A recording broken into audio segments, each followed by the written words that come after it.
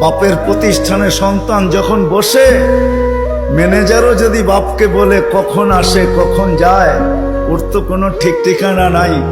বাপ এক দুই দিন শুনে হয়তো তৃতীয় দিন বলে তোরা তো মাথা ব্যথা কেন, প্রতিষ্ঠান তো আমার, ছেলেও আমার, কখন আসলো কখন গেল এটা নিয়ে তোর মাথা ব্যথা কি?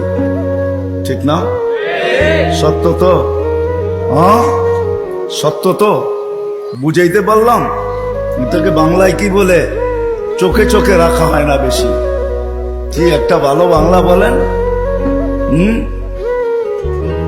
কি বলে? নজরদারিতে রাখা হয় না, প্রিয়জনের উপরে নজরদারি করা হয় না।